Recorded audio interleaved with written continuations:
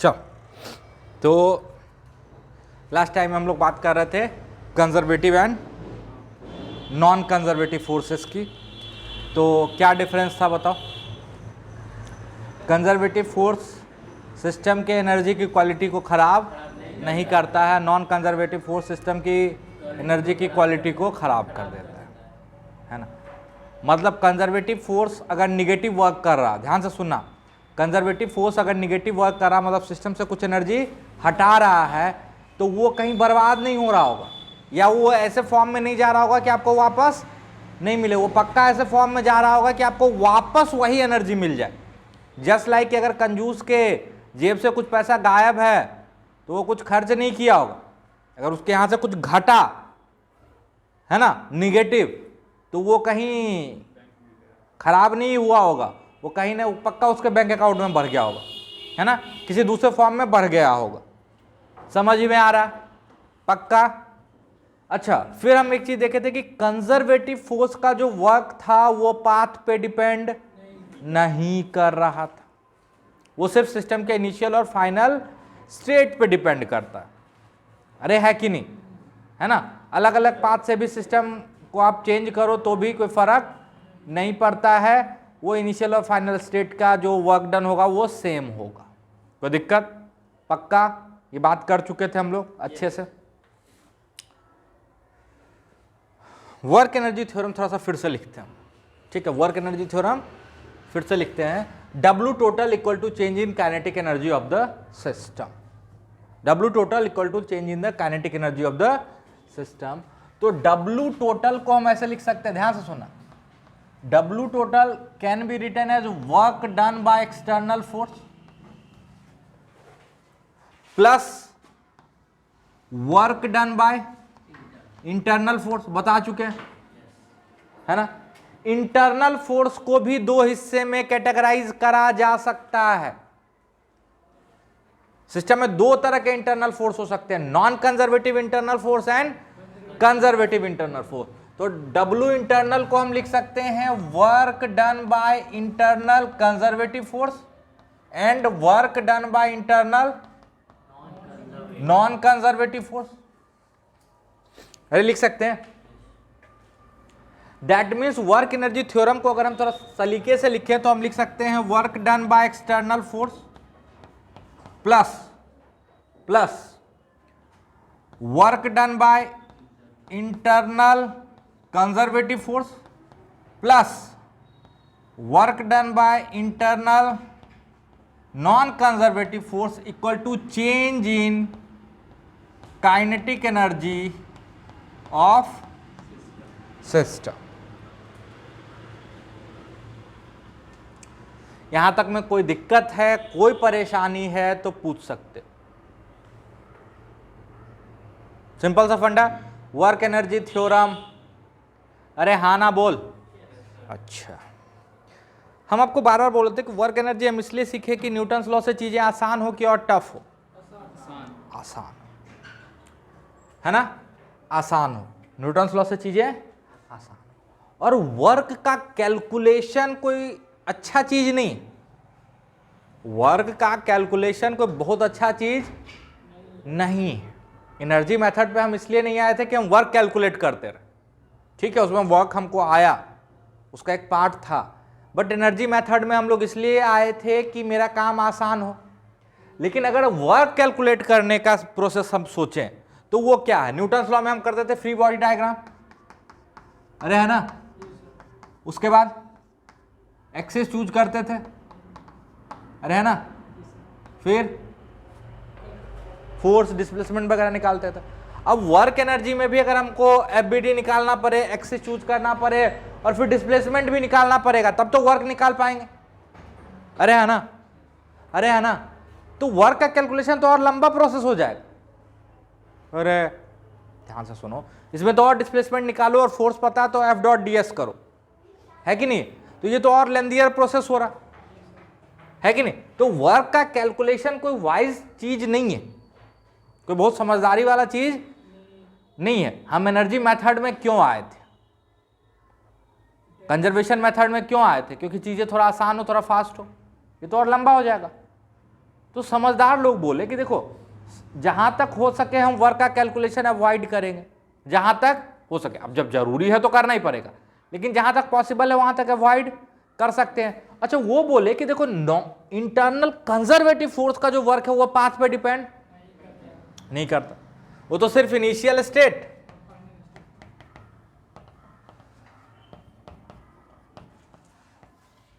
और final state पे depend करता है। अरे है ना, अरे है कि नहीं? तो क्यों ना इस कैलकुलेशन से कम बचा जाए। अरे किसी भी पाथ से जाओगे कहां वर्क तो वही होगा, है ना? तो क्यों ना वर्क के इस कैलकुलेशन से बचा जाए। उन्होंने बोला कि अगर ये वर्क सिर्फ इनिशियल और फाइनल स्टेट पे डिपेंड करता है, ध्यान से सुनना, तो क्यों ना एक फंक्शन डिफाइन कर दे जो इस इनिशियल और फाइनल स्टेट का फंक्शन हो, जो इस इनिशियल स्टेट और फाइनल स्टेट का फंक्शन हो। सीधा इनिशियल स्टेट का जो भी वैल्यू होगा, टाइम के टर्म में आए, वेलोसिटी के टर्म में आए, पोजीशन के टर्म में आए, वो पुट करेंगे तो इनिशियल एनर्जी मिल जाएगी, सॉरी इनिशियल स्टेट और फाइनल स्टेट पता चल जाएगा, हम वर्क कैलकुलेट कर लेंगे डायरेक्ट, है ना?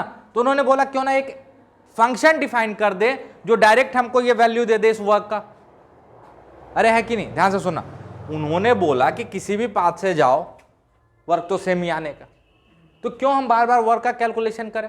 हमको एक ऐसा फंक्शन डिफाइन कर दें जो इसके इनिशियल स्टेट और फाइनल स्टेट पे डिपेंडेंट हो, है ना, और उस फंक्शन में वैल्यूज पुट करेंगे, हमको आंसर मिल जाएगा सीधा सीधा। तो कम से कम इस वर्क के कैलकुलेशन से तो बच जाएंगे। ठीक है, ये करना पड़ सकता है, ये करना पड़ सकता है, इस कैलकुलेशन से तो एटलीस्ट बच जाएंगे, थोड़ा सा तो फास्ट हो जाएंगे। तो उन्होंने जो फंक्शन डिफाइन करा इस वर्क के कैलकुलेशन के लिए, उसी फंक्शन को बोलते हैं पोटेंशियल एनर्जी। उसी फंक्शन को क्या बोलते हैं? Potential energy. आपने बचपन में जो डेफिनेशन पढ़ा है पोटेंशियल एनर्जी, क्या पढ़ा है बताओ? असल में आपने डेफिनेशन पढ़ा होगा, potential energy is basically the energy by virtue of configuration of system. ठीक है, ये भी नहीं याद है, कोई बात। कॉन्फ़िगरेशन और हाइट, अबे हाइट भी कॉन्फ़िगरेशन में ही आता है, ठीक है, कॉन्फ़िगरेशन ऑफ द सिस्टम। तो माइक्रो लेवल पे वो डेफिनेशन सही है, कोई दिक्कत नहीं। बट अगर मैथमेटिकली सोचो ना, तो potential energy is basically a function, है ना, जिसमें हम इनिशियल और फाइनल स्टेट का वैल्यूज पुट करेंगे, हमको सीधा सीधा वर्क का वैल्यू मिल जाएगा, सीधा सीधा वर्क का वैल्यू मिल जाएगा। यही है मेरा potential energy, it's a mathematical function. समझ में आया? पक्का? अच्छा, क्या है ये फंक्शन, कैसे डिफाइन किया गया? फंक्शन का डेफिनेशन होता है ना, जैसे एक फंक्शन होता है साइन एक्स होता है, एक कॉस एक्स होता है, उसके बारे में कुछ जानकारी होती है ना, कुछ डेफिनेशन होता है ना उसका, जैसे मॉड एक्स का कोई डेफिनेशन था, है कि नहीं? ऐसे थोड़ा बोल दे ये है, सामने वाला देखते हैं उसको समझ में आएगा अच्छा ये है कि नहीं? आप उसको समझाते हो ना कि साइन फंक्शन कैसे वर्क करता है, कॉस फंक्शन कैसे वर्क करता है, मॉड फंक्शन कैसे वर्क करता है, वैसे आपको बताना पड़ेगा कि पोटेंशियल एनर्जी फंक्शन कैसे वर्क करता है। You have to tell what is potential energy, है ना? तो चेंज इन पोटेंशियल एनर्जी, अभी बाकी चीजों को भूल रहे हैं, सिर्फ हम ये डिफाइन कर रहे हैं कि जो चेंज इन पोटेंशियल एनर्जी है, ध्यान से सुनो। अच्छा, ये जो वर्क है internal conservative force, total work की बात कर रहे हैं, एक्शन रिएक्शन दोनों इसमें इन्वॉल्व है ना? जब भी वर्क डन बाय फोर्स बोले तो दोनों, समझ में आया, है ना? तो change in potential energy is defined as, ध्यान से सुनना, negative of the work done by internal conservative force on the system. Change in potential energy is negative of the work done by internal conservative force on the system। तो ये लिखना तो ऐसे चाहिए, किताब में शायद ही आपको ये वाला डेफिनेशन मिले। हाँ, D change in potential energy क्या है? Change in potential. हाँ, अभी आप भी लिख लो, क्या फर्क पड़ता है? बट जनरली पोटेंशियल एनर्जी को यू से डिनोट करते हैं इसलिए, है ना। अच्छा, ये दोनों क्यों लिखे, एक्शन रिएक्शन दोनों का लिख रहा है, यही समझा रहा है ना। तो change in potential energy of the system is defined as negative of the total work done by internal conservative force, total work done by internal conservative force. अब बोलोगे सर एचसी वर्मा पर है, अच्छा तो आपको पढ़ना नहीं चाहिए जब तक हम नहीं बोले, बट आप बोलोगे सर उसमें तो सिंपली ऐसे लिखा हुआ du बराबर minus F dot ds। Sir आप में दो दो फोर्स दिख रहा है, सही यही total work done by internal conservative force. अब होता क्या है जनरली, ध्यान से सुनो, जैसे ग्रेविटेशनल फोर्स किसी ब्लॉक पे कौन लगाता है, अर्थ। तो जब भी ग्रेविटेशनल पोटेंशियल एनर्जी की बात करेंगे तो सिर्फ ब्लॉक की बात नहीं करेंगे, अर्थ ब्लॉक सिस्टम की बात करेंगे। समझ में आया, जब अर्थ और ब्लॉक को आप सिस्टम लोगे तभी ग्रेविटेशनल फोर्स इंटरनल फोर्स बनेगा। नहीं समझ में, अरे ये सिस्टम पे इंटरनल कंजर्वेटिव फोर्स का वर्क निकाल रहे हैं ना, तो अगर ये ब्लॉक ले लेंगे ना तो इसमें mg एक्सटर्नल फोर्स हो जाएगा, अगर ब्लॉक को सिस्टम ले लोगे तो ब्लॉक और अर्थ को जब सिस्टम लोगे तो ये पूरा एक सिस्टम बनाएगा, अर्थ ब्लॉक सिस्टम, जिसमें mg कैसा फोर्स होगा, इंटरनल। क्योंकि इंटरनल फोर्स कब बोलते हैं, जब एक्शन रिएक्शन सिस्टम के ही पार्ट पे काम करे। अच्छा सर हाँ, लेकिन क्या उसमें धरती माता मूव करती है क्या, जब ब्लॉक को छोड़ते हो तो क्या अर्थ भी मूव करता है, इतना छोटा करता है कि छोड़ सकते हो, तो ये वाला एक टर्म गायब हो जाता है। ये देखो अर्थ ब्लॉक सिस्टम लिए ना, तो force on block bye earth dot displacement of block, अरे ब्लॉक का plus force on earth by block, वो तो सेम ही होगा, force equal and opposite, into displacement of earth, तो ये टर्म हो जाता है गायब जनरली। बट जहां दो पार्टिकल का, अगर हम मान रहे हैं आगे जब 12th में जाएंगे, देखो दो चार्ज पार्टिकल है Q1 और Q2, ध्यान से सोचना, तो इसकी जब इलेक्ट्रिक पोटेंशियल एनर्जी लिखेंगे ना तो दोनों पे इलेक्ट्रिकल फोर्स का वर्क लिखना पड़ेगा। समझ में आया, अरे समझ में आया, क्योंकि जब इसको छोड़ोगे ना तो दोनों भाग रहा होगा, इलेक्ट्रिकल फोर्स दोनों पे वर्क कर रहा होगा, अरे इस पे भी और इस पे भी, तो वहां इसीलिए अभी हम समझा दे रहे हैं कि वहां पे फिर हम बताएंगे देखो ऐसे नहीं करो, यहां पे ऐसे कर लो, तो आप बोल कर तो केमिस्ट्री वाला एक्सेप्शन आ गया है कि नहीं है। इसीलिए हम अभी आपको सच्चाई बता दे रहे हैं। सच्चाई क्या है, change in potential energy equal to total work done by internal conservative force का नेगेटिव, नेगेटिव भी समझाएंगे, परेशान नहीं हो। ऐसे मेरे हिसाब से नेगेटिव और पॉजिटिव में कोई फर्क नहीं है, समझ में आया, बट फिर भी नेगेटिव साइन देखते याद आ, अच्छा नेगेटिव क्यों सर, है ना, जैसे मनीष के दिल में चल रहा था, सच सच बोलो, है ना, कि माइनस साइन क्यों है? तो मुस्कुराहट में छुपा हुआ माइनस है कि नहीं, कि सर ये क्यों डिफाइन किए कि change in potential energy equal to negative of the work done, बता देंगे, वो भी बता देंगे, उसके लिए परेशान अभी नहीं होना। अभी तो हम तो बस यही बोलेंगे जो नेगेटिव है वो पॉजिटिव, नेगेटिव कोई अलग चीज थोड़ी है कि नहीं, चल, बट फिर भी हम समझा देंगे, परेशान।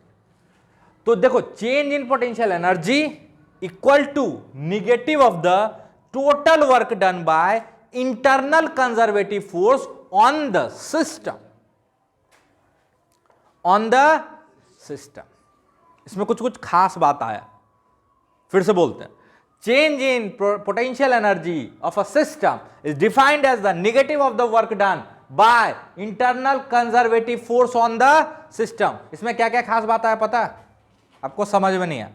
पहला खास बात कि पोटेंशियल एनर्जी सिस्टम के लिए ही डिफाइन है, सिंगल बॉडी के लिए पोटेंशियल एनर्जी का कोई मीनिंग नहीं होता। तो आप जब बोलते हो ना अर्थ की, ये ब्लॉक को उठाते हो और बोलते हो इसका ग्रेविटेशनल पोटेंशियल एनर्जी बताओ, तो बेसिकली आप अर्थ ब्लॉक सिस्टम का ग्रेविटेशनल पोटेंशियल एनर्जी बता रहे हो, वो छिपा हुआ। जब कुछ नहीं बोले तो अपने आप आपके दिमाग में आ जाना चाहिए कि ब्लॉक अकेला, उस पर ग्रेविटेशनल फोर्स थोड़ी लग रहा होगा, कौन लगा रहा है, अर्थ, तो वो पूरा एक सिस्टम है। समझ में आया।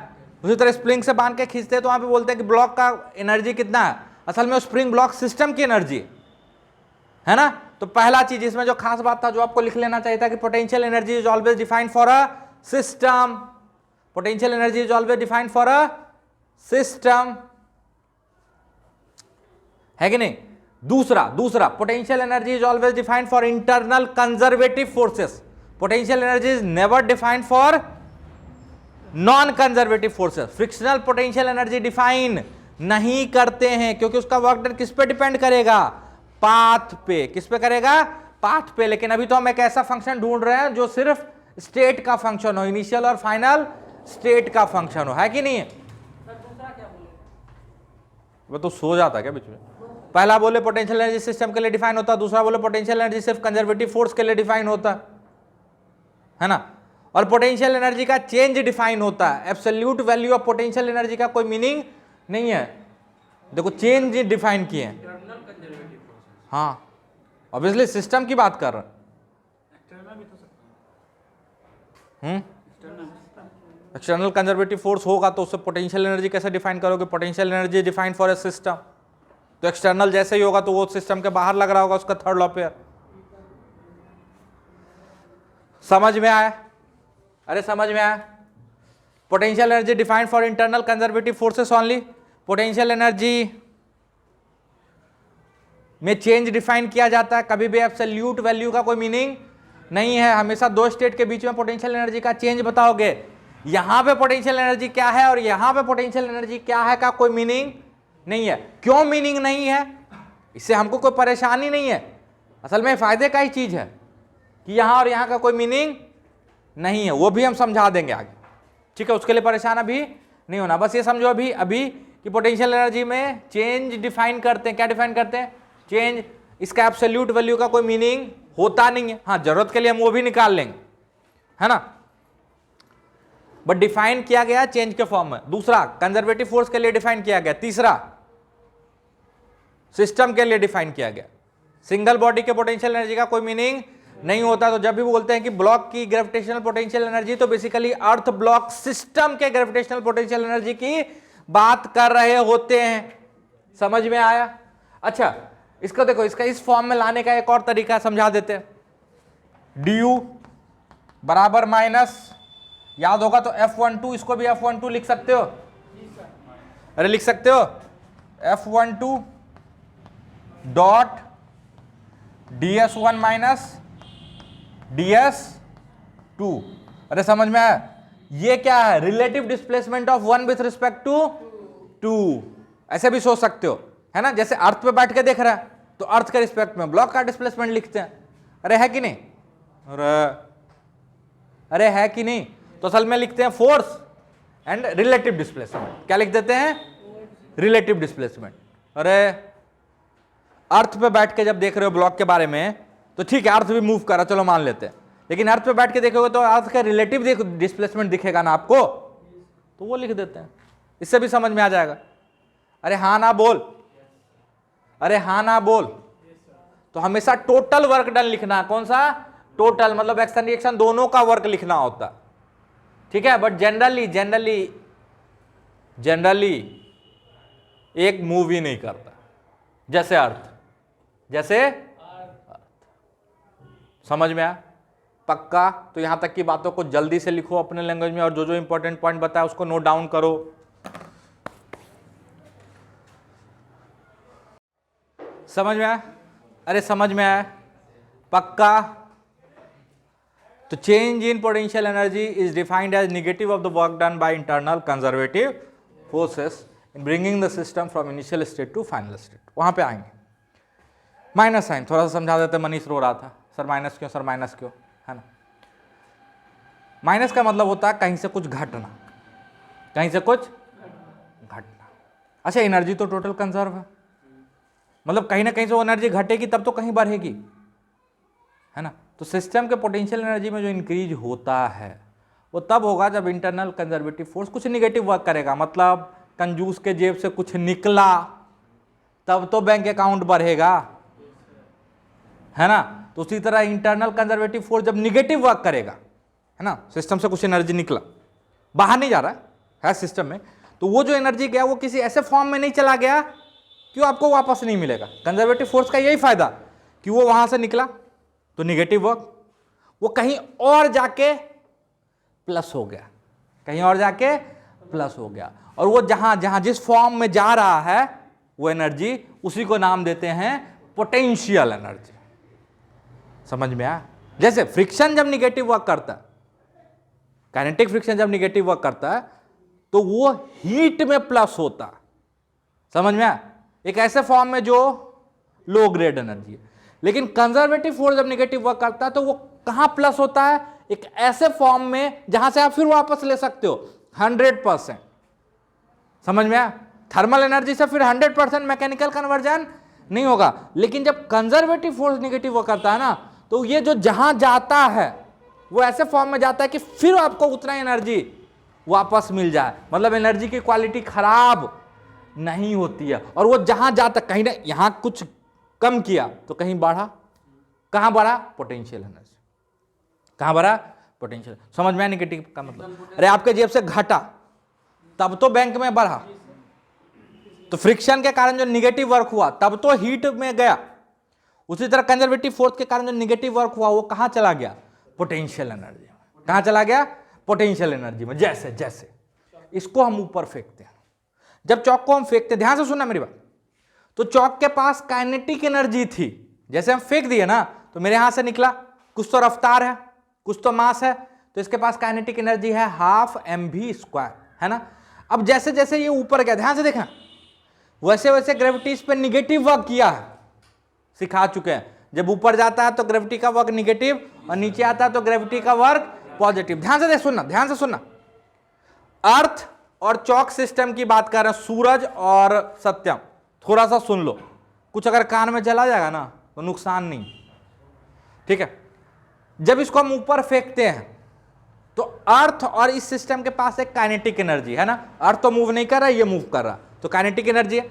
जैसे जैसे ये ऊपर गया तो अर्थ क्या किया? इस पे निगेटिव वर्क किया। तो ध्यान से देखो, इसका जो काइनेटिक एनर्जी वो घटता चला जाता है, घटते घटते घटते घटते घटते जीरो। तो आप सोचते अच्छा एनर्जी तो गया। अरे गया नहीं, वो किसी ऐसे फॉर्म में स्टोर हो गया जहां से आपको वापस एग्जैक्टली उतनी एनर्जी मिल जाएगी। और यहां पे जिस फॉर्म में स्टोर हुआ उसको बोलते हैं ग्रेविटेशनल पोटेंशियल एनर्जी। क्या बोलते हैं?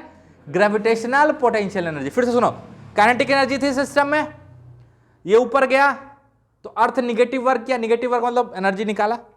अच्छा, निकाल कर फेंक नहीं दिया सिस्टम से बाहर, वो निकाला और सिस्टम में ही एक दूसरे फॉर्म में रख दिया। कहां? पोटेंशियल एनर्जी में। इसी सिस्टम में जो काइनेटिक एनर्जी थी वो इस सिस्टम की पोटेंशियल एनर्जी में कन्वर्ट हो गई। किसमें?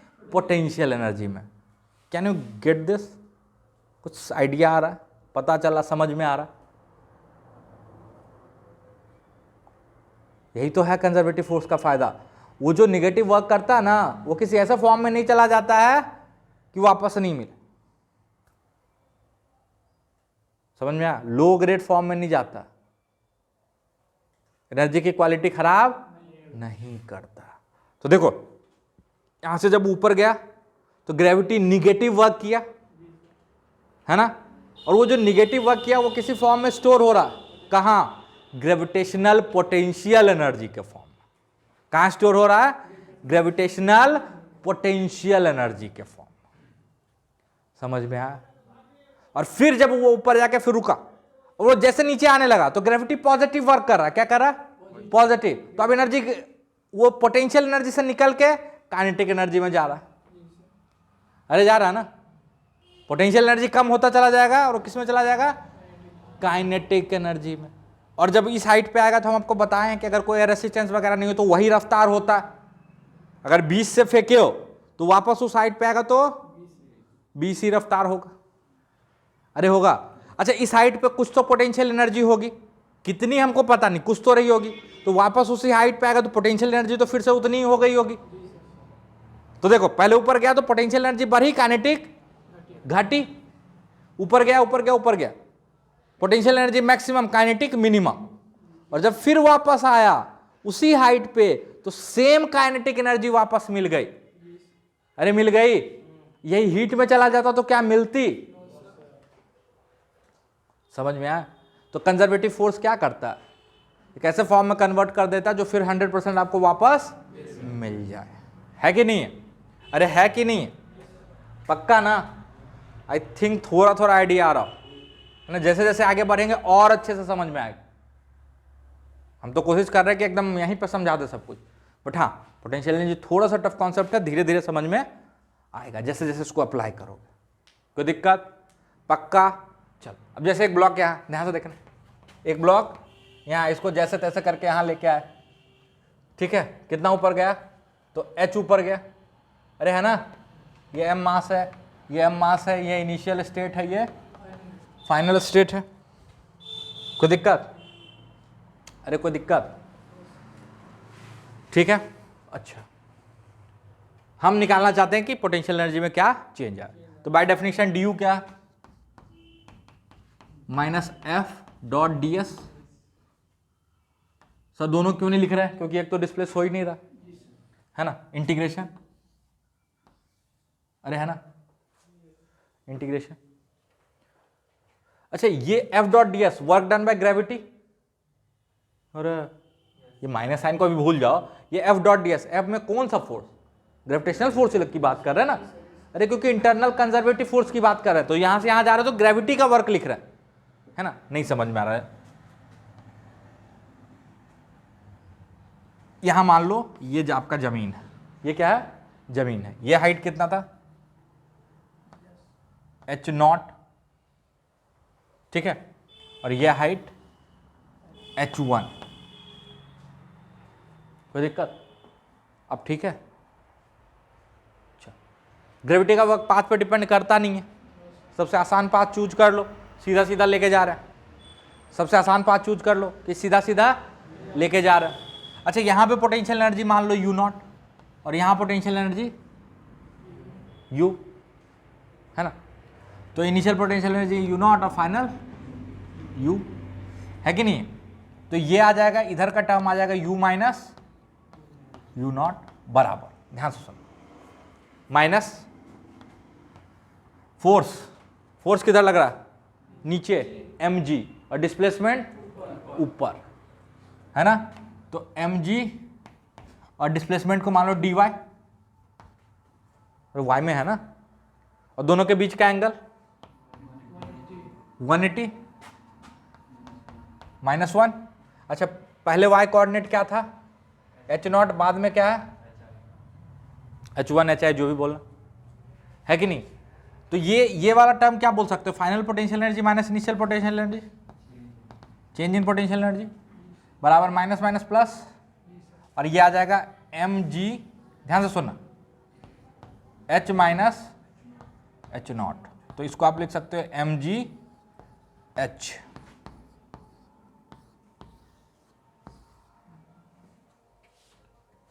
अरे h माइनस h0 क्या? h, अरे है ना, अरे है कि नहीं? मतलब अगर किसी ब्लॉक को h हाइट ऊपर ले जाओगे तो ग्रेविटेशनल पोटेंशियल एनर्जी में इंक्रीज आएगा कि डिक्रीज? इंक्रीज आ रहा है। कैसे इंक्रीज आ रहा है वो भी देख सकते हो, यहां से देखो u बराबर क्या लिख सकते हो? u0 plus mgh। अरे u0 को इधर ले आओ, अरे आया, तो जो इनिशियल जो भी था उसमें से कुछ जुड़ा ना, तो ऑब्वियसली इंक्रीमेंट आया पोटेंशियल एनर्जी में, आया कि नहीं? इसी तरह जब नीचे लाओगे, है ना, जब नीचे लाओगे तो ध्यान से देखना, ये टर्म mg रहेगा, ये टर्म dy रहेगा, एक माइनस साइन के साथ आएगा, वो भी करके हम दिखा देते हैं, तो आप उसमें भी परेशान हो जाते हो, है कि नहीं? नहीं हो तो जाती है। मान लो ब्लॉक यहां था, ये नीचे आया यहां, ठीक है, कैसे आया उससे कोई फर्क नहीं पड़ता, क्योंकि work done by gravity path पे डिपेंड करता नहीं। अरे किसी भी कंजर्वेटिव फोर्स का वर्क पाथ पे डिपेंड करता नहीं, उसी का फायदा तो उठा रहे हैं, है कि नहीं?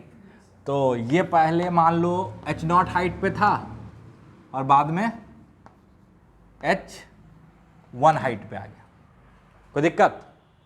तो अगेन du, यहां पे पोटेंशियल एनर्जी क्या मान लेते हैं? u0, और यहां पे u, ठीक है, तो du बराबर minus F dot D S का इंटीग्रेशन, है ना, यहां पे कंजर्वेटिव फोर्स कौन सा है? ग्रेविटी। अरे ग्रेविटी हाइट पहले क्या है? h0, बाद में h1, u0 u, तो ये आ जाएगा u माइनस u0 बराबर mg D Y, M G D Y. अरे हाँ ना बोलते जाओ, नहीं दिख रहा?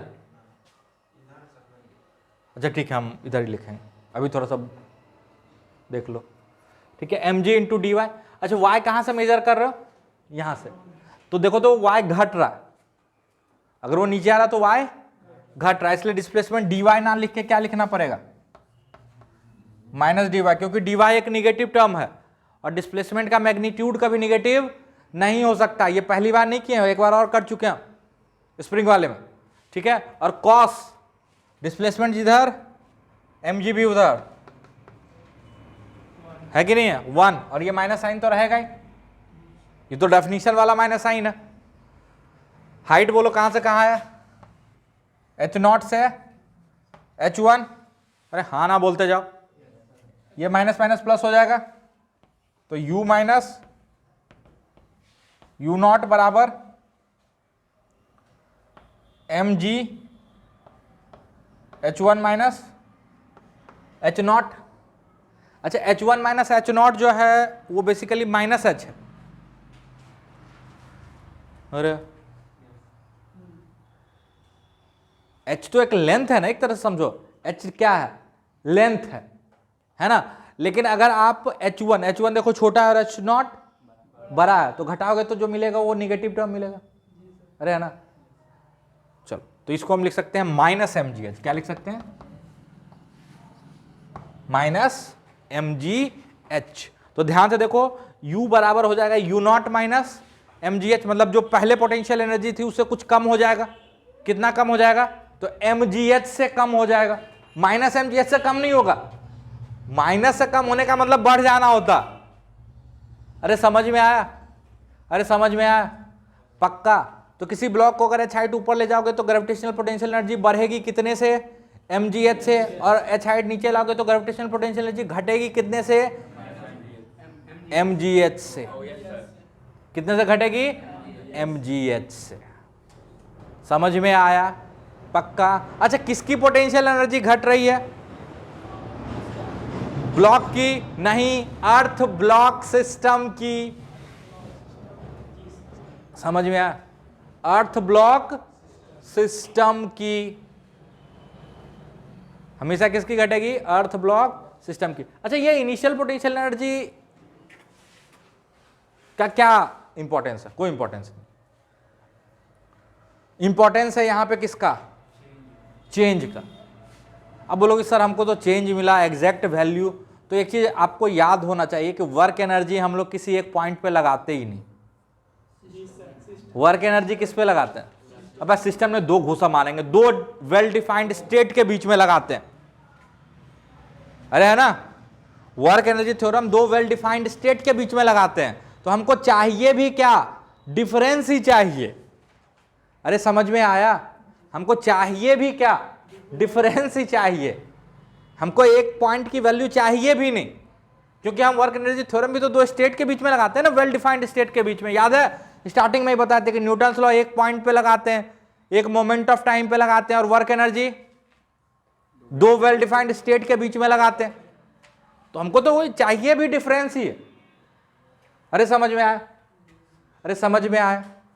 अब बोलोगे कि सर हम जीरो यहां लेंगे और कोई और जीरो यहां लेगा, कोई फर्क नहीं पड़ेगा। हाँ ठीक है, आप यहां जीरो लेंगे तो यहां पे कुछ वैल्यू आ जाएगा पोटेंशियल एनर्जी की, जो यहां जीरो लेगा उसके लिए इसकी वैल्यू जीरो हो जाएगी। बट डिफरेंस जो होगा दोनों का वो क्या रहेगा? सेम रहेगा। वो क्या रहेगा? सेम रहेगा। तो इसलिए परेशान होने की जरूरत नहीं है। इसलिए जनरली केस में देखो कहीं पे भी हम अपनी मर्जी से potential energy, gravitational potential energy क्या ले लेंगे? जीरो, अपनी खुशी से, है ना। समझ में आया? अरे है ना। वो धीरे धीरे सवाल में समझोगे पक्का। तो ठीक है, हम बोलते हैं कि ब्लॉक की पोटेंशियल एनर्जी इतनी है, ठीक है। पता है क्यों बोलते हैं? इसके पीछे का भी लॉजिक हम समझा देते हैं। जब आप अर्थ से ब्लॉक को ऊपर ले जाते हो, ठीक है, सिस्टम की पोटेंशियल एनर्जी बढ़ती, अच्छी बात। छोड़ते हो तो अर्थ कितना रफ्तार गेन करता है? नेग्लिजिबल। सारा का सारा रफ्तार किसको मिलता है?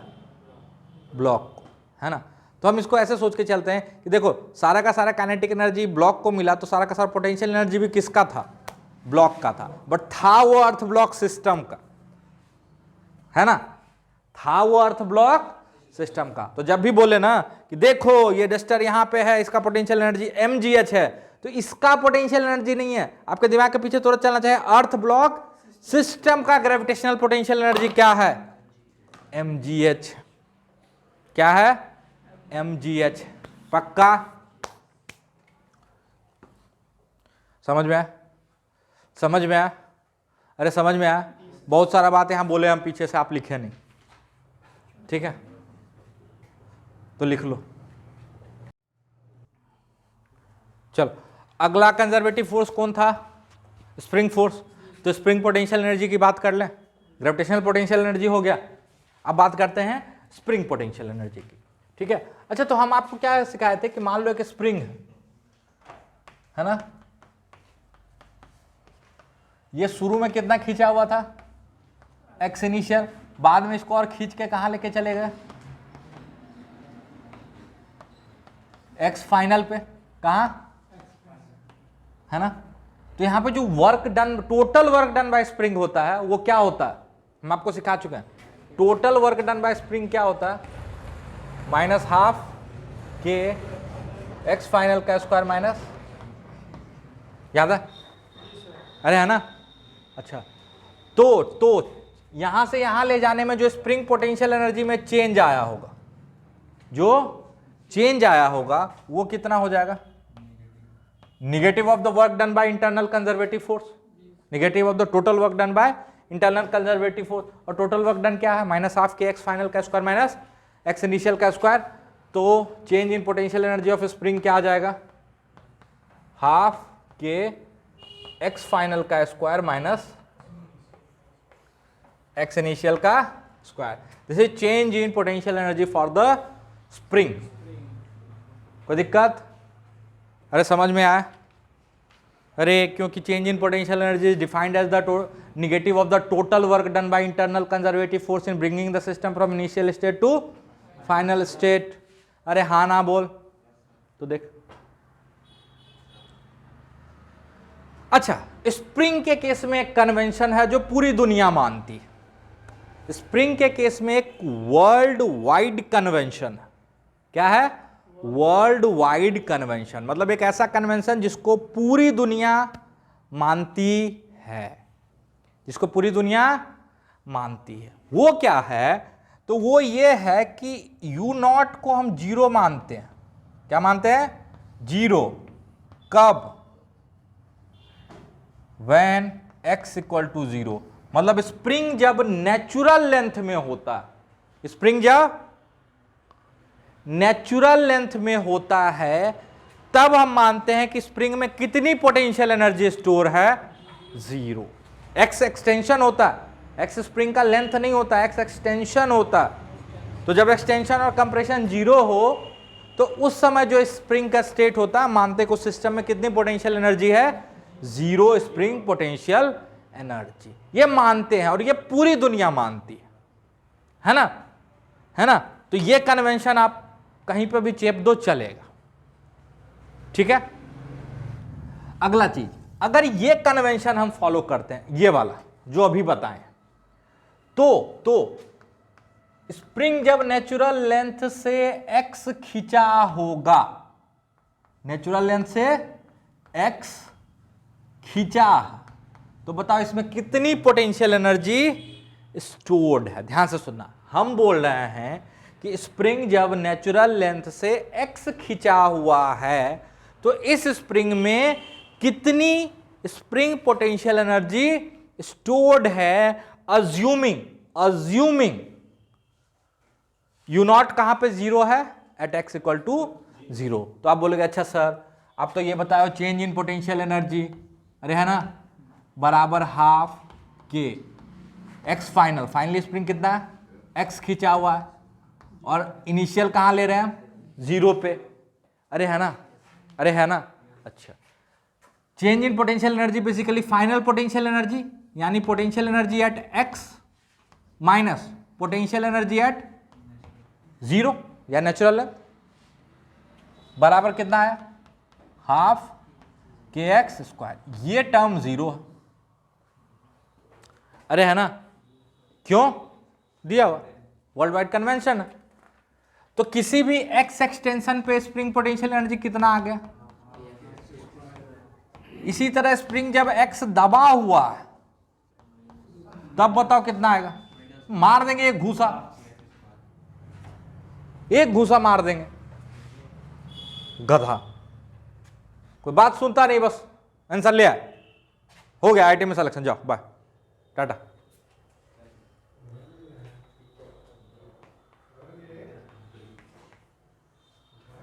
अगेन डेल्टा यू बराबर हाफ के, फाइनली एक्स दबा हुआ है तो एक्सटेंशन या कंप्रेशन कुछ भी प्लस माइनस लो, स्क्वायर करोगे तो प्लस में ही आएगा।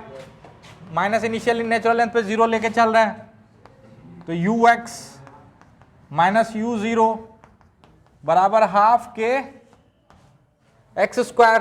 अरे है कि नहीं है, अरे है कि नहीं, तो यू एक्स कितना आ गया फिर half k x square.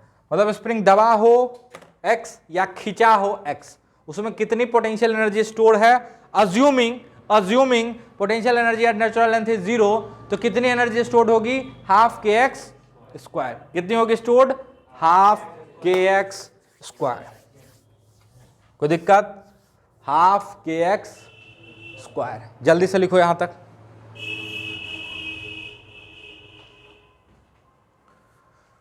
Question करें। अच्छा उससे पहले कुछ और चीज बता दो थोड़ा सा और, फिर कुछ सवाल करेंगे एकदम दमादम, ठीक है। तो चलो वर्क एनर्जी थ्योरम फिर से लिखते हैं। Work done by external force plus work done by internal non conservative force plus work done by internal conservative force comes out to be change in kinetic energy of the system. अरे हाँ ना बोलते जाना। हाँ sir अच्छी बात है ना। अच्छा इसके लिए तो एक फंक्शन डिफाइन किए थे, W internal conservative is basically minus delta U. Delta U is defined as minus W internal conservative, तो W internal conservative is minus delta U. अरे हाँ ना बोल। तो W external plus W internal non conservative minus delta U of the system is equal to delta kinetic energy of the system. हाँ ना बोल। अच्छा इन दोनों को इधर आने दो, उसको उधर ले जाओ। Work done by external forces plus work done by internal non conservative forces is equal to kinetic energy final minus kinetic energy initial, और ये उधर चला जाएगा तो ये हो जाएगा potential energy final minus potential energy initial. यानी मेरे पास जो टर्म आएगा वो आएगा कुछ ऐसे, kinetic energy final plus potential energy final किसका, सिस्टम का, ऑब्वियसली सिस्टम का, minus kinetic energy initial plus potential energy initial of system. अरे समझ में आया। अच्छा इस चीज को एक नया नाम दे दिया गया, sum of kinetic energy and potential energy is given a name called mechanical energy, called mechanical energy। अरे नाम रख दिए भाई, सिस्टम की फाइनल काइनेटिक एनर्जी और final potential energy minus initial kinetic energy और इनिशियल पोटेंशियल एनर्जी। तो ये जो टर्म आया ना kinetic energy plus potential energy, इसको नाम दिए mechanical energy of the system. क्या नाम दिए, mechanical energy of the system. तो यहां से आ गया W external plus W internal non conservative, अरे आएगा final mechanical energy of the system minus initial mechanical energy of the system, है ना, जिसको हम लोग क्या लिख सकते हैं, डेल्टा ME। अरे चेंज इन मैकेनिकल एनर्जी, है ना। तो ये आपका फाइनल फॉर्मेट आ गया वर्क मैकेनिकल एनर्जी थ्योरम का, है ना, वर्क मैकेनिकल एनर्जी थ्योरम का। ये क्या बोलता है, work done by external forces plus work done by internal non conservative forces comes out to be change in mechanical energy of the system. This is called work mechanical energy theorem. कोई दिक्कत? अच्छा, इसमें एक special case बनता है, बड़ा प्यारा सा। वो स्पेशल केस बोलता है कि कभी कभी एक ऐसा सिचुएशन आपको दिखे जहां पे कि एक्सटर्नल फोर्स का वर्क क्या हो जाए, जीरो, और इंटरनल नॉन कंजर्वेटिव फोर्स का वर्क क्या हो जाए, जीरो। ऐसा कब हो सकता है? जब या तो एक्सटर्नल फोर्स हो ही नहीं, और हो तो वर्क डन क्या हो, जीरो। उसी तरह इंटरनल नॉन कंजर्वेटिव फोर्स हो ही नहीं, और हो भी तो उसका वर्क क्या आना चाहिए, जीरो। तो इस केस में ये जो है एक बड़ा प्यारा सा टर्म में आ जाता है। कब? जब सिर्फ और सिर्फ कौन सा फोर्स काम कर रहा है, इंटरनल कंजर्वेटिव फोर्स। अरे वो है तभी तो वो टर्म इधर है ना। मतलब when only internal conservative forces are acting on system, then this term comes out to be zero. तो इस टर्म को इधर ले आओ तो क्या आ जाएगा, final mechanical energy equal to initial mechanical energy, and this is called principle of conservation of mechanical energy, है ना। लेकिन क्या ये हमेशा वैलिड है? ये हमेशा वैलिड है, बिल्कुल ये हमेशा वैलिड है। यहां पे कहीं पे कोई कंडीशन हम नहीं लिए, work done by external force पर work done by internal force plus work done by internal conservative force लिए ना, टोटल वर्क लिए ना, that comes out to be change in kinetic energy of the system. लेकिन एक special case देखो, ये work energy theorem है, work mechanical energy theorem जो हमेशा वैलिड है, लेकिन when this term is zero and this term is zero, then mechanical energy of the system remains constant. Then mechanical energy of the system remains constant. समझ में आया? कब? जब external का वर्क डन और इंटरनल नॉन कंजर्वेटिव का work done zero हो तो सिस्टम की मैकेनिकल एनर्जी कंजर्व होती है, and this is called principle of conservation of mechanical energy. समझ में आया? तो मैकेनिकल एनर्जी हमेशा कंजर्व करा दोगे? नहीं, तभी करा सकते हैं जब एक्सटर्नल का वर्क डन और इंटरनल नॉन कंजर्वेटिव का वर्क डन जीरो हो। जब जीरो हो, जय हो। समझ में आया? लिखे हो? जो भी बोले वो भी लिख लिए। Principal of conservation of mechanical energy भी लिख लिए। वेरी गुड, समझदार हो गया आप। चलो एक सवाल करो तो।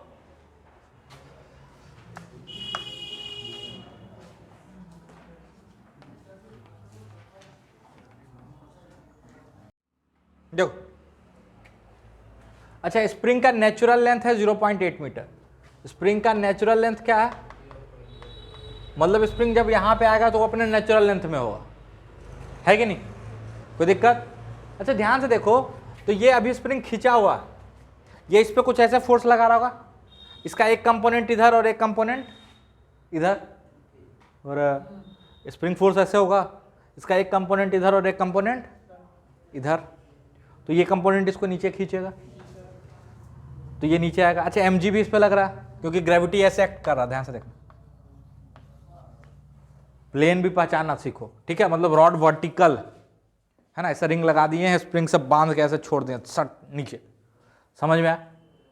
तो इसका स्पीड बताना है जब ये यहां पे आ जाएगा। क्या बताना है? स्पीड। अब इसको न्यूटन लॉ से घर पे सोचना, प्राण प्रखेरु उड़ जाएंगे।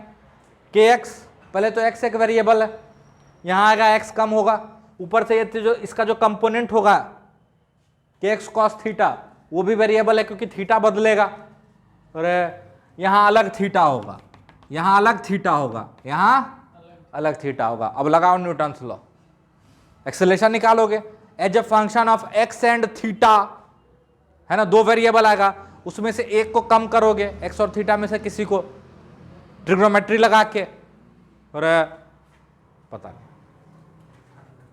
ठीक है? अब तो ऐसे कर लो, बस आंसर निकालो, हाँ ठीक है? तो आपको बताना जब ये यहां पे आ जाएगा तो आपको रफ्तार बताना। क्या बताना?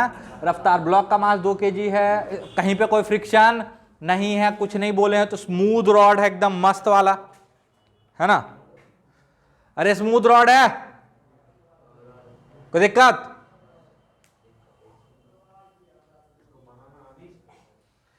नहीं कल बना लें, गधा कहीं का, बना जल्दी से,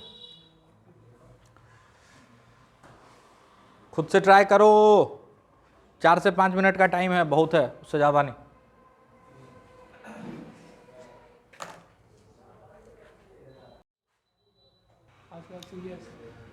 अच्छा ध्यान से सुनो, बिल्कुल ध्यान से सुनना। अगर हम इसको सिस्टम मान लें, ठीक है, तो नॉर्मल ऐसा लग रहा होगा, अरे ये रिंग ऐसे जा रहा ना, नॉर्मल इधर लग रहा, पता कैसे, ये रिंग ऐसे जा रहा होगा, स्प्रिंग इसको ऐसे खींच रहा, तो नॉर्मल ऐसे लग रहा, सॉरी नॉर्मल इधर लग रहा होगा। अरे स्प्रिंग इसको ऐसे खींचेगा ना, इस डायरेक्शन में तो कोई मोशन नहीं हो रहा, तो रॉड इस पे पक्का नॉर्मल लगा रहा होगा इधर, लेकिन नॉर्मल का वर्क 0 है, नॉर्मल का वर्क 0 है, क्योंकि ये जैसे जैसे नीचे जाएगा नॉर्मल हमेशा इसके डिस्प्लेसमेंट के परपेंडिकुलर है, तो नॉर्मल का वर्क डन 0। कोई दिक्कत? मतलब यहाँ पे कौन कौन फोर्स काम कर रहा है, एक तो स्प्रिंग और एक ग्रेविटी, है ना, दोनों है कंजर्वेटिव, अरे है ना, मतलब मैकेनिकल एनर्जी कंजर्व कर सकते हैं क्या?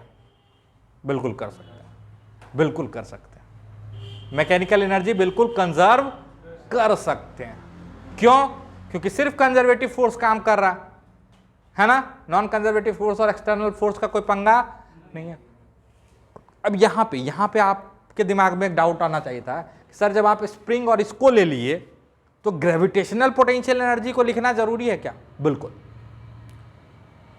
हम यहाँ पे सिस्टम किसको ले रहे हैं, स्प्रिंग और रिंग को, फिर भी हम ग्रेविटेशनल पोटेंशियल एनर्जी लिख सकते हैं।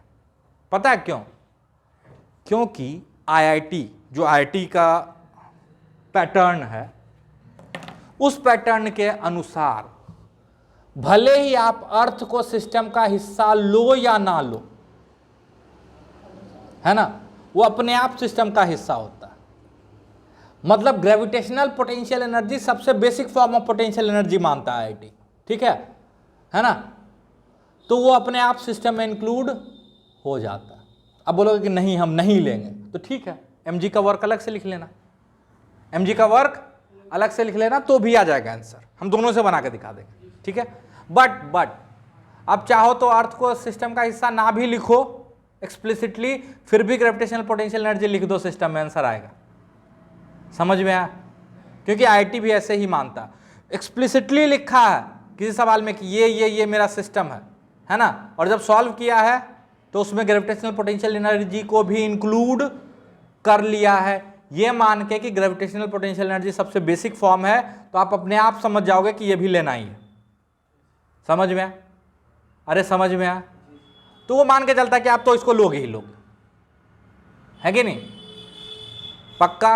अब ध्यान से देखो, मान लेते हैं यहां पे ग्रेविटेशनल पोटेंशियल एनर्जी क्या है, 0, यहां पे, आप यहां भी 0 मान लो, कोई फर्क नहीं पड़ेगा, कोई फर्क नहीं पड़ेगा। हम आपको बार बार बोलते हैं 0 कहां मानते हो, कोई फर्क नहीं पड़ता, फर्क तो डिफरेंस का, ठीक है। चलो अच्छा, स्प्रिंग पोटेंशियल एनर्जी यहां 0 मानना चाहिए कि यहां, क्योंकि वर्ल्ड वाइड कन्वेंशन है जब नेचुरल लेंथ में होता है तो स्प्रिंग पोटेंशियल एनर्जी 0 होती है, बाकी x खींचा है तो half k x square, x दबा है तो भी हाफ के एक्स स्क्वायर।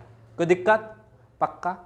अच्छा, चूंकि इस पे कोई भी नॉन कंजर्वेटिव फोर्स या कोई भी एक्सटर्नल फोर्स काम नहीं कर रहा है, तो हम बोल सकते हैं कि टोटल मैकेनिकल एनर्जी क्या रहेगी, कंजर्व, यानी total initial potential energy plus total initial kinetic energy must be equal to total final potential energy plus total final kinetic energy. शुरू करें, यहां से शुरू करते हैं। ये 0.8, ये 1, तो ये 0.6 आया हुआ, ठीक है। पाइथागोरस थ्योरम से हमको डायरेक्ट दिख रहा है, नहीं दिख रहा तो √1 का स्क्वायर माइनस 0.8 का स्क्वायर करोगे 0.6 आ जाएगा, ठीक है। चल, ये 37 डिग्री आ जाएगा, उससे ये 37 डिग्री हो जाएगा, ये 53 डिग्री हो जाएगा। ये करवा चुके हैं 4, 3 और 5 वाला ट्रायंगल, है ना, है कि नहीं? अच्छा सर हम तो 4, 3, 5 ढूंढ रहे थे। अबे देखो ना, रेशियो भी समझ में कोई चीज होता है, 4, 3, 5 समझ में आया, 0.2 multiplied by 4, 0.2 multiplied by 6, 0.2 multiplied by 5, ratio मायने होता है ट्रायंगल में, है ना। Sine theta cos theta ratio है, कोई नंबर नहीं। चल यहां तक में कोई दिक्कत?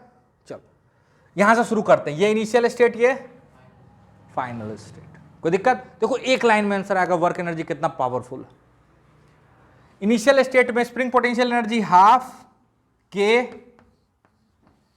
एक्स स्क्वायर, कितना खींचा हुआ है? अच्छा, ग्रेविटेशनल पोटेंशियल एनर्जी mgh 0 से ऊपर है तो ज्यादा होगा प्लस में, और नीचे होता तो माइनस में। अभी तुरंत किए, अरे ऊपर जाने पे पोटेंशियल एनर्जी बढ़ती है, नीचे आने पे घटती है। तो यहां अगर 0 माने हो तो ऊपर गए होगे तो बढ़ी होगी, और नीचे जाते तो घटी होती। चलो यहां 0 माने तो mgh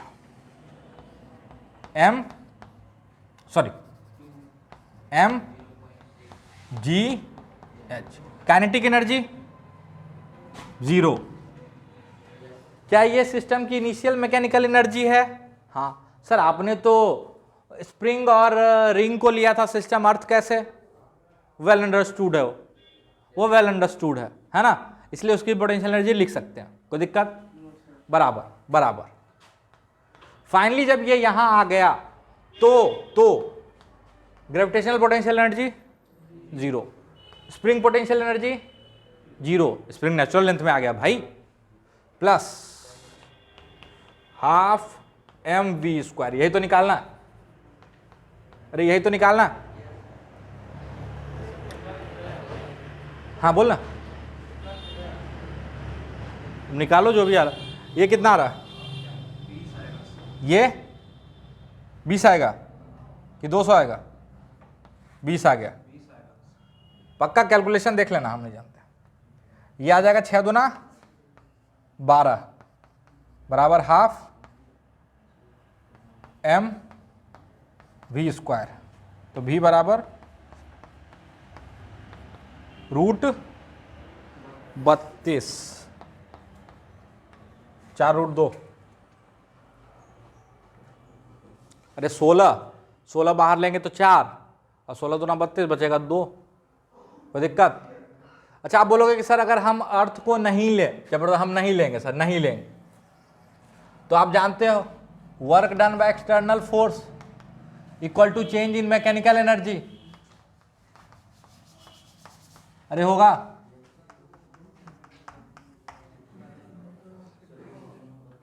अरे होगा? हाँ ना बोलते जाओ। हम नहीं लेंगे, अर्थ को इंक्लूड नहीं करेंगे सिस्टम में, फिर भी आएगा। देखो, अर्थ को इंक्लूड नहीं करोगे तो mg जो हो जाएगा वो एक्सटर्नल फोर्स हो जाएगा। अरे mg एक्सटर्नल फोर्स हो जाएगा ना, होगा कि नहीं होगा? चलो, तो वर्क डन बाय ग्रेविटी, यहां से आने में ग्रेविटी का वर्क डन क्या होगा? mgh।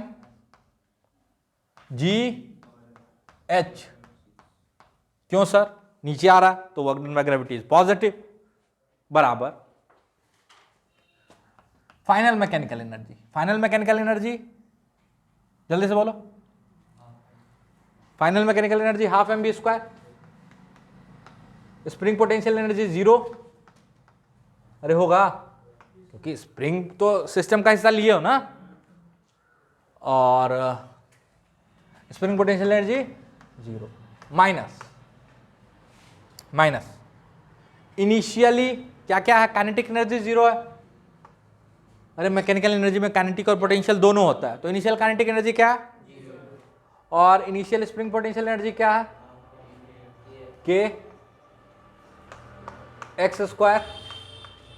सॉल्व करना सेम आएगा, और अगर होशियार हो तो दिख भी गया होगा। इसको इधर ले आओ, ये टर्म मिल जाएगा। अरे दिख गया? तो आप अर्थ को उसका हिस्सा लोगे तो पोटेंशियल एनर्जी के फॉर्म में लिख सकते हो, नहीं लोगे तो वर्क डन के फॉर्म में लिख के कर लेना। अरे कर सकते हो पक्का? हम करें? ये अजीब गधा है ये।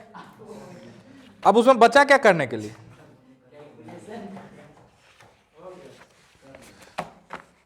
ठीक है, तो यूरोडोप को लाया क्या? हम बता रहे हैं। अच्छा चलो, हम सवाल लिख दे रहे हैं, होमवर्क में करके आओगे ये सवाल, ठीक है? यहीं से क्लास शुरू करेंगे।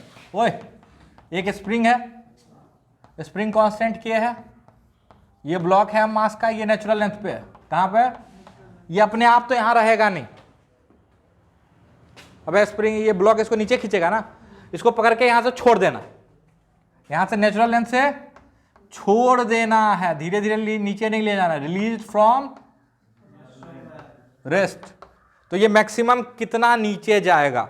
Find the maximum extension in the spring, find the maximum extension in the spring. कल यूरोडोव लेके आइएगा जिसके पास भी है, ठीक है, यूरोडोव लेके आइएगा, कुछ सवाल करवाएंगे, बड़ा अच्छा अच्छा सवाल है उसमें। हाँ, find the maximum extension in the spring. कोई दिक्कत? हाँ।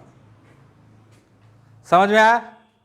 स्प्रिंग कांस्टेंट के मास एम, है ना। अब फालतू का सवाल कोई नहीं पूछेगा कि स्प्रिंग टूट गया, टेढ़ा हो गया, है ना, पतला हो गया, मोटा हो गया, लचक गया, बड़ी मार मारेंगे। चलो बाय।